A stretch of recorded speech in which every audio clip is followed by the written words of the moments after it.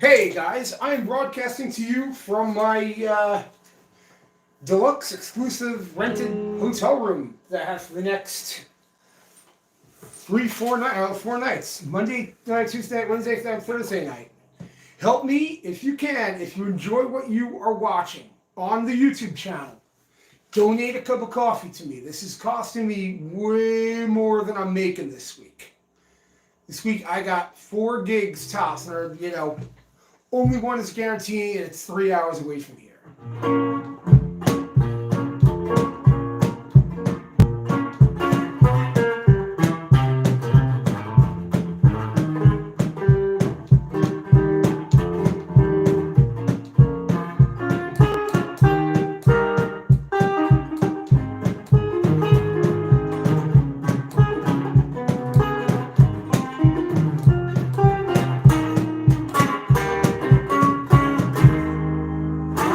So if you guys enjoy this, please find my YouTube channel, Bobcat One Man Band on YouTube, and try to donate to the channel. I am losing money this week left and right.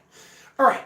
Now, today I did a live on YouTube, and one of my subscribers asked for me to do a breakdown on my song Tear You Down.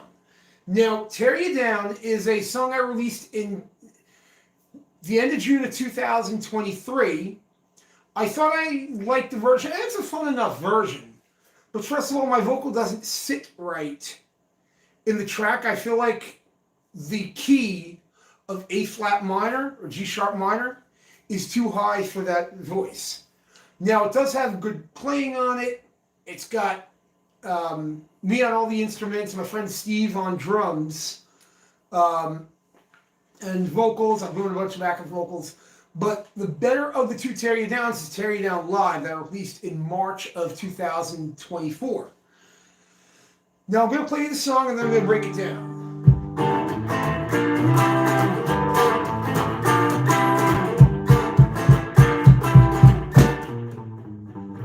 It takes some time to settle complications.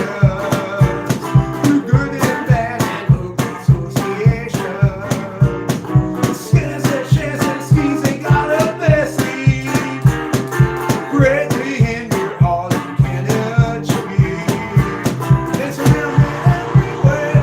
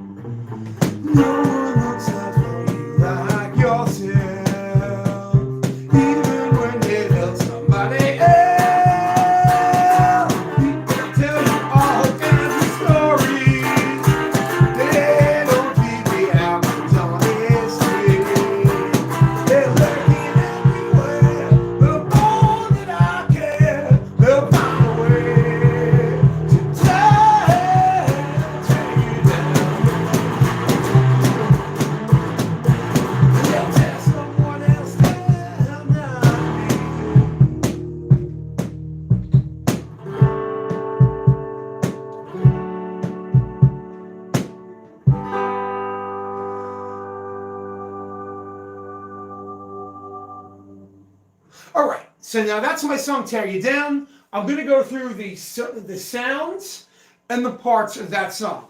Now, to start off my chain, it's a Telecaster. I like to play that song on my neck pickup because of those bass passages.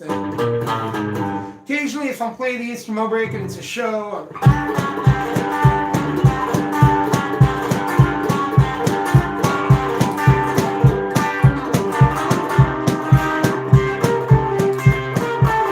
but most of the time I just like the neck pickup the whole way through on that song with maybe the instrumental break. Alright, so I'm on my neck pickup. My volume is on 7. My tone is on about 5. A little less than 5, 4. That song doesn't need too bright of a guitar at any given point. Again, the instrumental break where if you shift to the bridge pickup, it'll sound better. Alright, tune to C standard with my cape on the 2nd fret. So this low note is D. So it's really just D standard. You can tune any Gibson Electric to this, to D standard, and get the tuning. Now I like to play this song in the key of G minor or B flat major, however you want to see it. If I was to notate, I would write it in B flat major.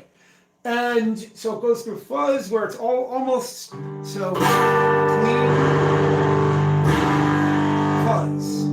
You can get that by manipulating your volume knob if you have a treble bleed. It's a very handy tool to have. Just get a treble bleed soldered onto your volume knob, and you'll get that. Now, fuzz, organ. Now my organ is set. It's the C9. It has a press tone setting.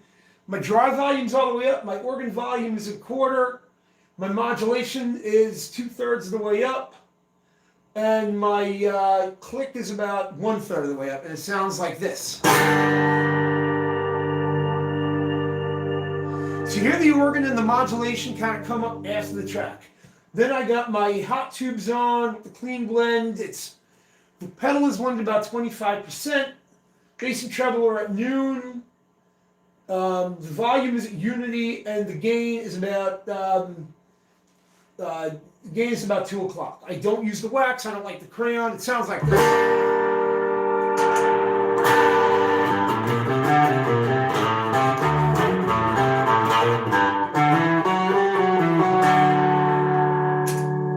It's kind of got that Tube Screamery 700K that I don't like. Then, into my equalizer pedal, because I'm going through a blonde setting for a little more perceived headroom, I'm making up for it because I like the tweed tone, but so I have the 100K flat, 200K up a half a notch, the 400K up 1 notch, as is the 800K. The 1.6 is up a half a notch, and the 3.2 is 6.4 flat. The level is flat. SP compressor, it's on the low setting, so low compression. Volume is at unity, which is about halfway up. Compression or blend, really, how much clean, how much compression is exactly 50-50. I have a phaser pedal, although it's not in use in this song. I got the Memory Men. If you hear that slap back, that's my Memory Men. And there's no chorus on the Memory Men on this song. For the reverb, I'm using a plate reverb with dwell and mix both on 3, and that sounds like this. I don't have any tremolo on, tremolo or vibrato, and I'm going into my Quilter Superblock US with the 61 setting. For more perceived headroom, everything's flat, and let me show you the structure of the song. Now the riff is, you're just playing a Dorian climb. There's a lot of songs that have the Dorian climb in it, you know.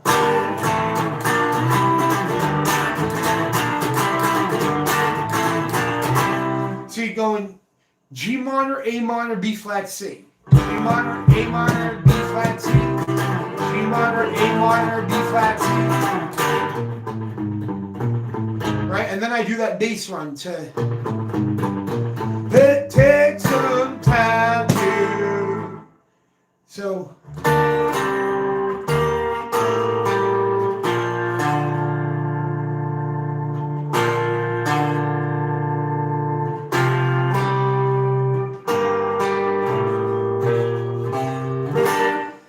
So you heard where that went. I just sing over the riff. It takes some time to set complications. Through good and bad and ugly associations. Right? And then I have that leading chord. I have a D flat chord. The scams and shams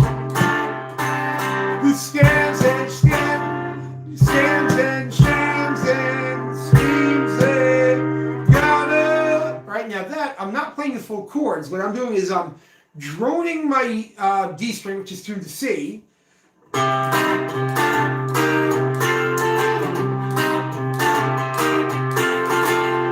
so what you see is I'm playing the D minor shape, playing 2 frets up with E minor, but it's over that. Then it's over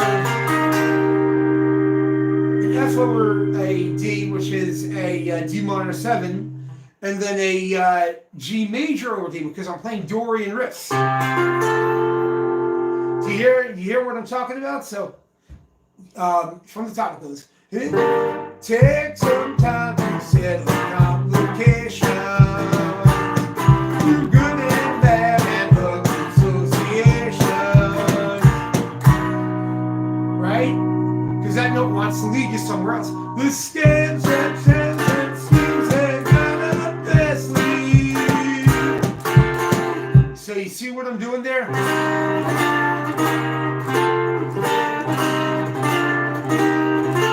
I actually pulled that line from a Neil Young song, Buffalo Springfield song called Broken Arrow.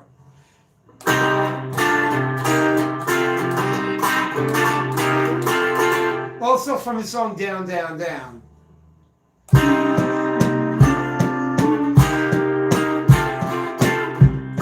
But I put it in, you know, my cuts on.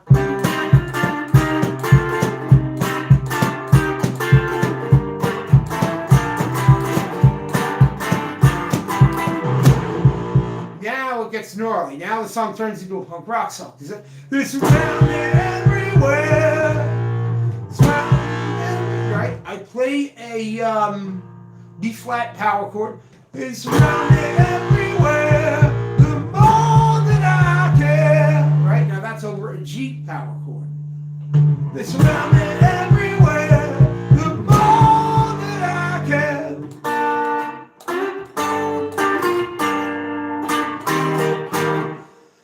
Part of what I do with my music is I make sure I don't sing the root. That is single-handedly the best way to destroy a song, by singing the root of the chord. All right? Take some time to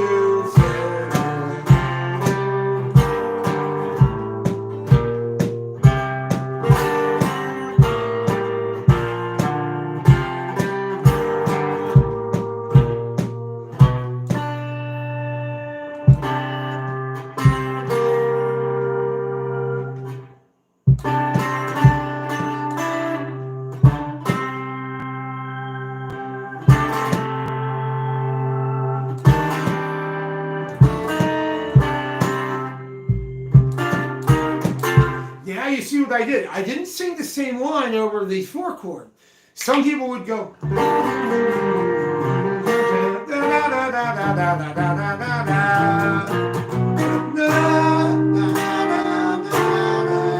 right? I don't ever do that, because I feel like music has to have its own like little crisscrossy waves. The bass and the melody and the chords cannot move on the same intervals and create something memorable. Not calling my song memorable, but I'd like to get it there. So, stands and, right? And then, right, you got to imagine that octave there.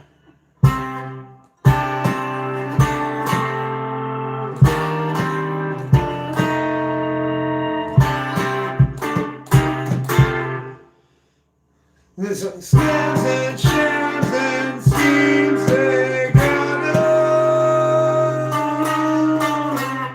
Right, you see what I did with those chords?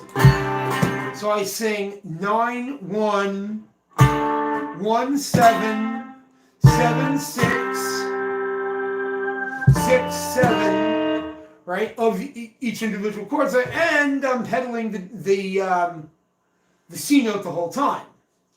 I don't care how you play it, it's the C note. Whether you're capoed 3 and playing it in G minor, or like me, or you tune down, it's still you're sounding a C, so I'm going to call it the C.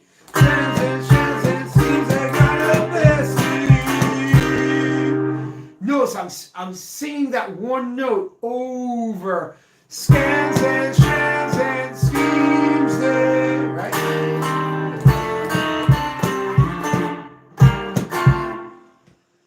You see what I'm doing there? I'm singing the same note but moving the chord, which is another way of, just keeping this, or this and this. Because again, this whole one-man band is not just me making as much noise as one guy. No, this is me being the dreaded orchestrator, but only for me. Normally, if you play in a band with me, and there's a few people out there who have played in bands with me, you know that I'm kind of like, I'm the McCartney of the band. How I will tell the bass player what to play. I will tell the singer how to sing their melody. Not how, what melody it is. I will tell another guitar player to play different than me. I will tell a keyboard player to play different than me. I will write 3 different parts, 3 different horns, no one player. Because every instrument has to fit in, and not only very select parts of the song do you double. But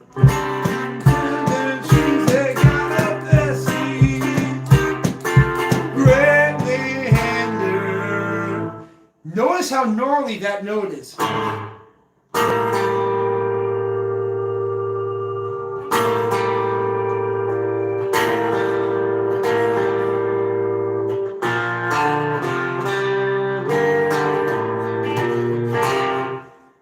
Notice how gnarly that sounds. That don't sound straight. That sounds...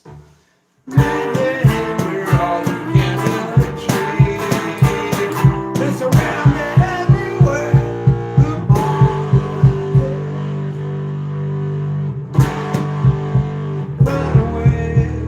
then I'm on E flat to 10.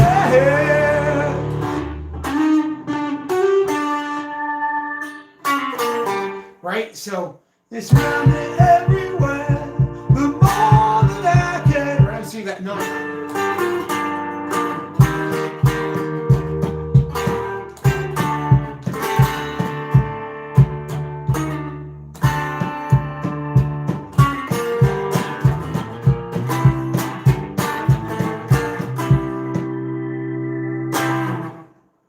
Notice that. Notice that movement in the music.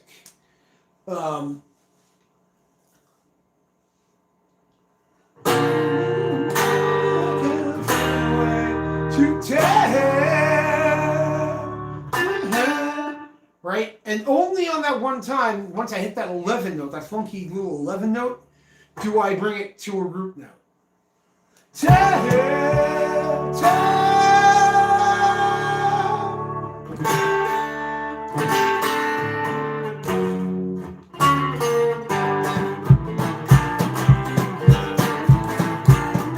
Second verse changes this. I work so hard to get my foundation through sacrifices and determination. People come around, they try to sway me, tell me they're a friend, they try to play me. They surround me everywhere, the more that I care, they'll find a way to tear. And on that tear, notice.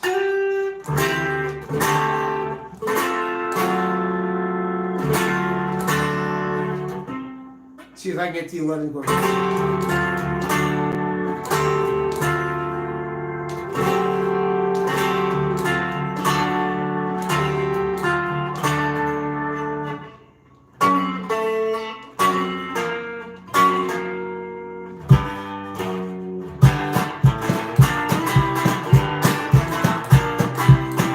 And they'll tear someone else down, not me. Right? That's B flat, E flat, G.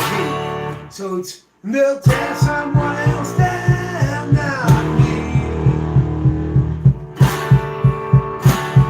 Right, and then on the D, you know, I'm doing this. You know, I'm sure some of you guys, you know, you hear classic rock. You know, that's a riff that's played like that. So, you know, I'm just doing it. Now the middle eight of this song is one of my best middle eights. Because check this out. Check out where the melody goes in relation to the chords. People have their hidden motives. Did you hear that movement? That.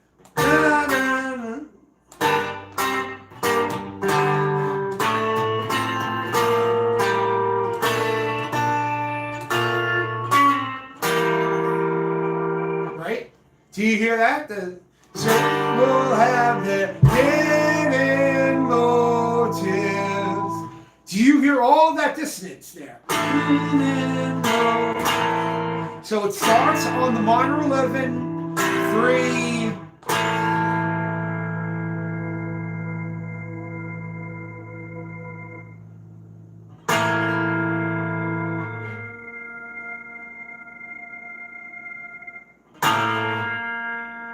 So minor, you know, but it doesn't even land on a constant note because it lands here. So, but you don't hear it because I kind of wash it through. I kind of start with people have their hidden motives. But when you hear it alone, it's not.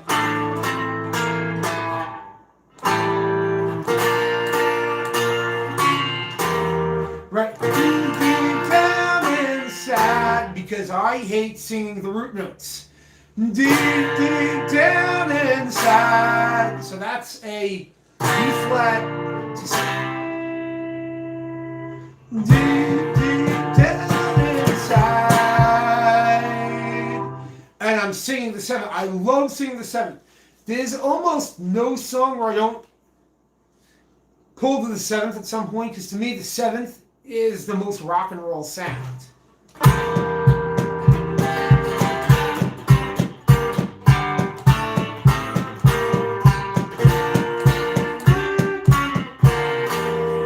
So then, to be alive, right? So to be, I'm just singing the 6th over there. Sing the 7 because I want to resolve it to the 7 because the 7th sounds cool. 7th is usually the coolest note to sing. Deep down inside, who you think will help you turn out to be alive. All right, now we get to the instrumental break. Bridge pickup. I am droning the A string, which is G when you have cable 2. So this is kind of just riff. If you catch that, you're on the 5th fret.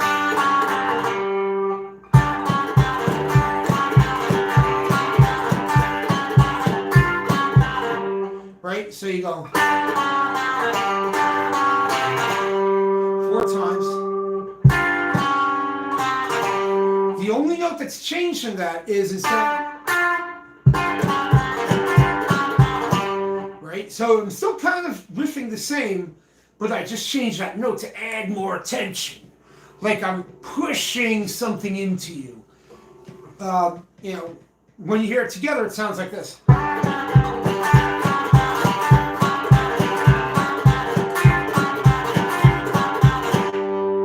Right?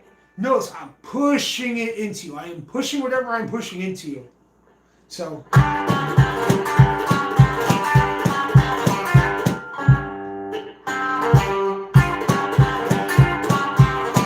I change again. Right? So this is kind of like this is about as flashy a guitar playing as I get. Right.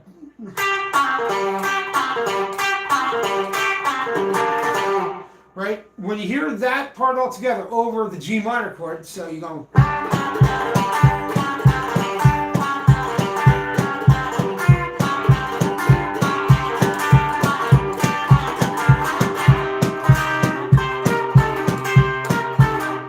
All right, again, I'm just going to play over the A chord and then stop it.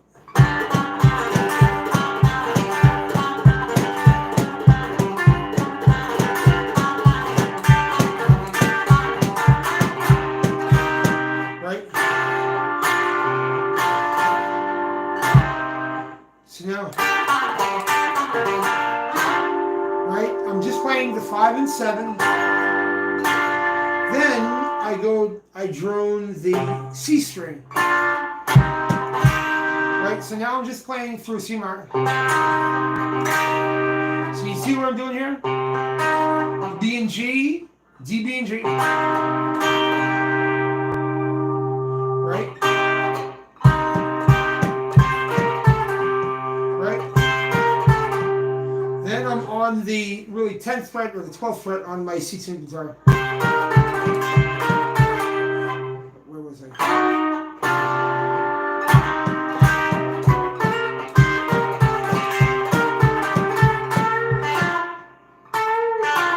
Right?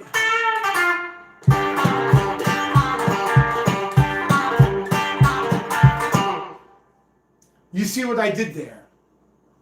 Let me just go through the solo. I never play guitar solos. This is the instrumental record.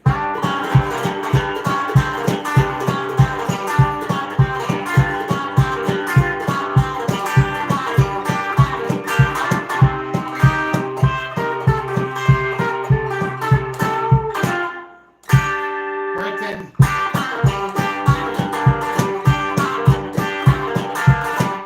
Again, that might be my most athletic playing, but I feel like it moves in a certain way. If you ever listen to the Quake song, I Don't Come From Nowhere, it's kind of like that, although that's way more athletic than I would ever be as a guitar player. So,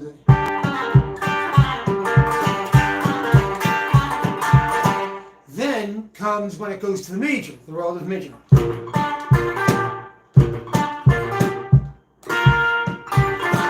Right? Now, I'm just playing, I'm holding the B flat major, or you can do it C major if you're playing some, standard tune, or D standard tune guitar.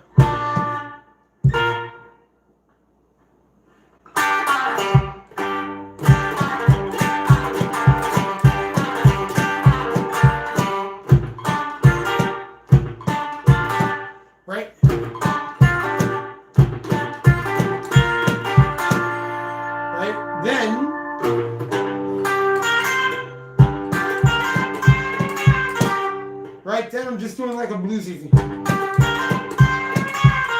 Right, but then comes a part. Because what I have is an open G string, but I am playing an E flat 7 chord over there. And that's what's making that part sound,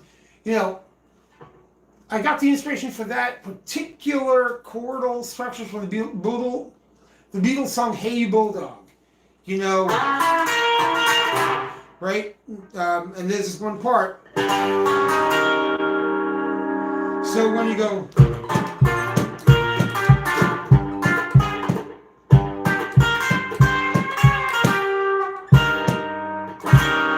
Right, so then I break through.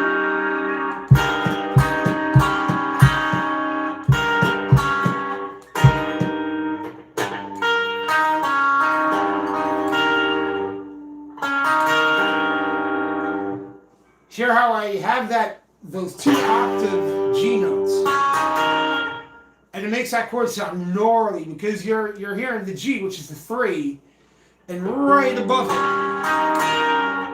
it is the 7, which is the tritone, which is where the chord gets it.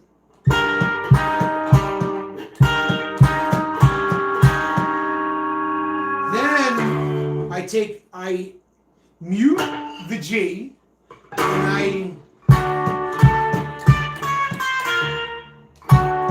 right? So now I'm holding a D chord, right? You know, because I have that open string.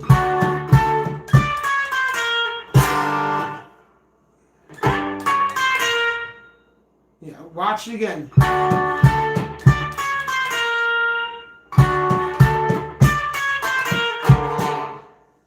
Did you catch that?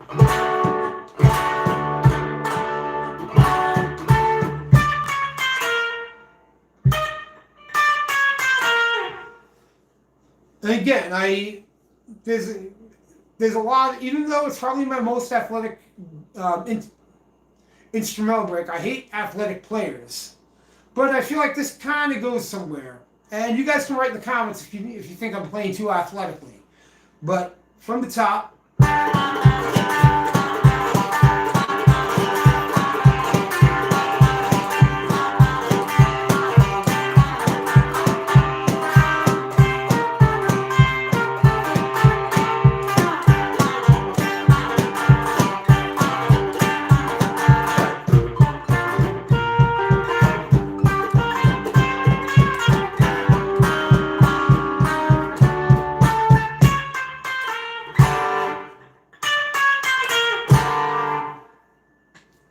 And that's the instrumental. Then I usually switch back to the neck pickup, and I go. Bring the dynamic way down.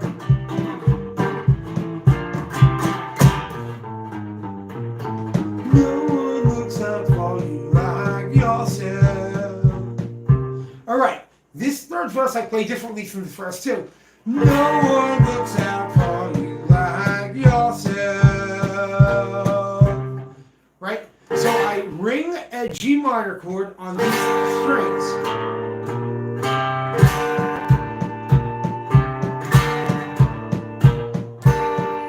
Right? It seems easier because I drop the dynamic of the song. No one looks out for you like yourself, even when they feel somebody else. Because now I'm singing the seventh of that chord.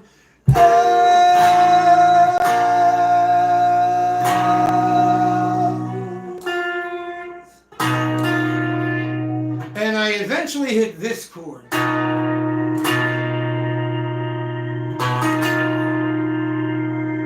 And that is a D flat 7 flat 5. And if I have to say what's one of the gnarliest chords I ever played in the song, it's that. No one looks out for you like yourself, even when they feel somebody else.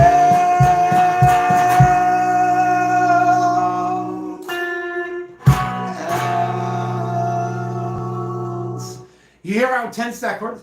Even when they feel somebody else.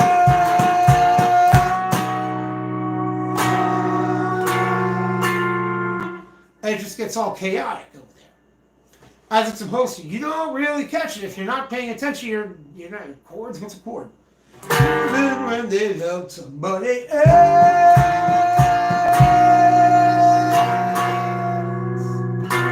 people tell you all kinds of stories. They don't really happen on right? You see what I did over there. So, end of the song. They're working everywhere. The more that I can, they'll find a way to tell you down.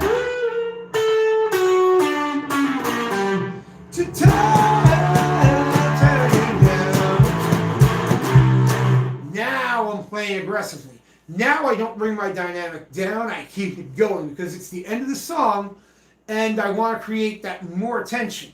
So watch what I do. They're looking everywhere, the more that I can, they'll find a way to tear you down.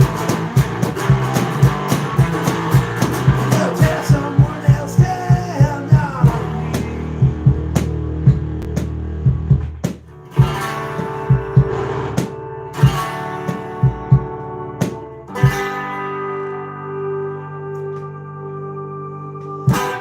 So now that is my song, Tear You Down. Any other songs, write in the comments what you guys want to hear. And remember, I am struggling this week. If everybody could donate a cup of coffee, I'd greatly appreciate it. I'm in Texas, no gigs, froze over. My next gig is Thursday night in Houston, if anyone cares to join me. Anyway, I'm gonna start a new live stream and play some of my other songs. Thanks for tuning in.